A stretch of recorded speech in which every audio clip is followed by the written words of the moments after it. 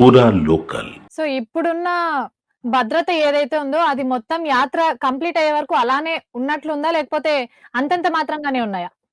Compulsory మొత్తంగా కూడా యాత్ర అనేది కూడా 36 డేస్ కంప్లీట్ జరుగుతుంది కాబట్టి ఈ 36 డేస్ వరకు కూడా ఈ కంటిన్యూగా ఈ భద్రతా ఏర్పాట్లు కొనసాగిస్తూనే ఉంటారు.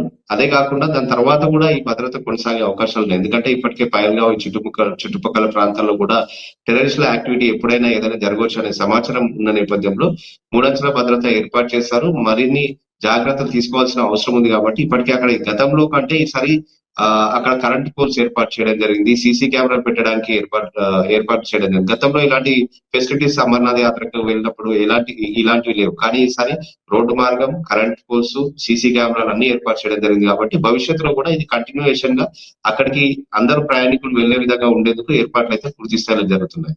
ఏజ్ ఉన్న వాళ్ళకి కానీ మిగతా వాళ్ళకి కానీ హెల్త్ ఇష్యూస్ ఉన్న వాళ్ళందరూ కూడా అక్కడికి వెళ్ళిన తర్వాత ఆక్సిజన్ లెవెల్స్ తగ్గి హెల్త్ ఇష్యూస్ వచ్చే అవకాశాలు ఉంటాయి కాబట్టి వాళ్ళకి తగినట్టుగానే అన్ని రకాల ఏర్పాట్లు చేయడం జరిగింది. అదే కాకుండా హెల్త్ క్యాంప్ లో మొదటే హెల్త్ చెకప్స్ చేసుకున్న తర్వాతనే అక్కడికి అలో చేయడం జరుగుతుంది కాబట్టి అవన్నీ కూడా చేసుకున్న తర్వాతనే మొదటి స్టెప్ లో అవన్నీ కూడా పూర్తిగా కంప్లీట్ అయిపోతాయి. ఎవరికి ఎలాంటి ఇబ్బందులు అయితే ఉంటాయి అక్కడ గుర్రాల పైన వెళ్ళాల్సిన వాళ్ళు గుర్రాల పైన వెళ్తారు, డోలీలో వెళ్ళినటువంటి వాళ్ళు డోలీలో వెళ్ళొచ్చు, నడుచుకుంటూ ఆరోగ్యంగా ఉన్న వాళ్ళు నడుచుకుంటూ కూడా వెళ్ళొచ్చు. ఒకవేళ నడుచుకుంటూ వెళ్ళిన వాళ్ళకి మధ్యలో ఇబ్బంది జరుగుతూ కూడా హెల్త్ క్యాంప్స్ ఉన్నాయి, తినడానికి అన్ని రకాల ఏర్పాట్లు ఉన్నాయి. అక్కడ నుంచి మధ్యలో నుంచి వెళ్ళాలనుకున్నా డోలీలో గుర్రాల పైన వెళ్ళాలనుకున్నా కూడా వాళ్ళు వెళ్ళడానికి అన్ని రకాల సదుపాయాలు అక్కడ ఉన్నటువంటి రాష్ట్ర ప్రభుత్వం అమర్నాథ్ షేడ్ బోర్డు అంటారు.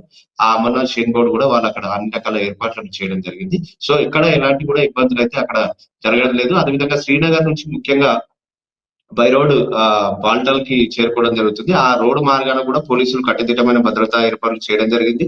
ప్రతి ప్రయాణికులకు యాత్రికులు ఎవరైతే ఉన్నారో వాళ్ళందరికీ కూడా ముంగట పోలీస్ ఎస్కాట్ నుంచి వాళ్ళందరినీ కూడా యాత్ర స్టార్ట్ అయ్యే బాల్టల్ పైల్గాం వరకు చేరవేయడం జరుగుతుంది. వాళ్ళందరినీ కూడా వెహికల్స్ ఇచ్చి మరి ఎస్కాట్ ద్వారా వాళ్ళందరినీ అక్కడ యాత్రికులకు పూర్తి స్థాయి భద్రత ఏర్పాట్లు చేయడం జరిగింది.